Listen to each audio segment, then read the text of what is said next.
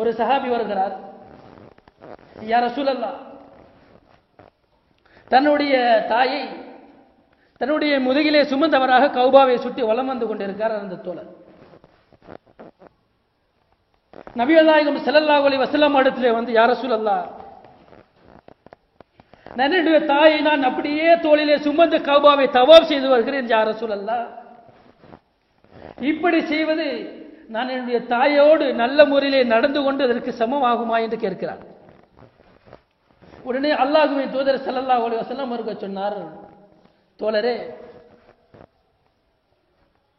உன்னுடைய தாய் உன்னை இந்த உலகத்திலே ஈன்றெடுப்பதற்காக வேண்டிய பிரசவ நேரத்திலே அந்த வழியிலே ஒரு மூச்சு விட்டாலே இந்த ஒரு மூச்சுக்கு கூட இது சமமாகாது என்று நபிகள் நாயகம் ஸல்லல்லாஹு அலைஹி வஸல்லம் அவர்கள் சொன்னார்கள் என்று சொன்னால், எப்படிப்பட்ட கஷ்டங்கள், எப்படிப்பட்ட இன்னல்களை எல்லாம் என்னுடைய விஷயத்திலும் உங்களுடைய விஷயத்திலும் அவர்கள் பட்டிருக்கிறார்கள் நண்பர்களே என்பதை எல்லாம் நாம் சிந்தித்து பார்க்க கடமைப்பட்டிருக்கிறோம் நண்பர்களே.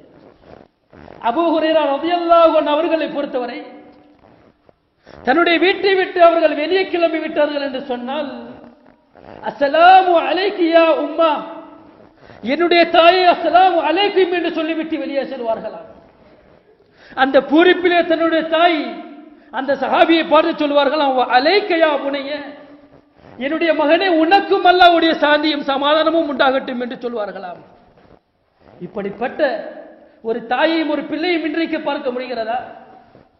இன்றைக்கு ஒரு பிள்ளை ஒரு கிளாஸுக்காக வேண்டி வெளிக்கிளம்பி செல்கிறார் என்று சொன்னால் தன்னுடைய தாயை பார்த்து குட் பை என்று சொல்லிவிட்டு செல்கிறார். காலையில் எழுந்து விட்டால் குட் மார்னிங் என்று சொல்கிறார்கள். இதுவல்ல இஸ்லாமிய பழக்கம் என்பவர்களே. முதலில் சலாம் சொல்ல வேண்டும். சலாம் சொல்லி பாருங்கள், தாயோடும் தந்தையோடும் எப்படிப்பட்ட உறவு முறைகளை நீங்கள் வைத்துக் கொள்ளலாம் என்பதை நீங்கள் அந்த நேரத்திலே சிந்தித்து பார்க்க முடியும் நண்பர்களே. அப்படியானால் இஸ்லாமிய மார்க்கம் தாயோடும் தந்தையோடும் எப்படி நடந்து கொள்ள வேண்டும் என்று சொல்லி இருக்கிறதோ அந்த முறையிலே நடந்து கொள்ளக்கூடிய பாக்கியத்தை அல்லாஹ் எனக்கும் உங்களுக்கும் தந்தருவானாக.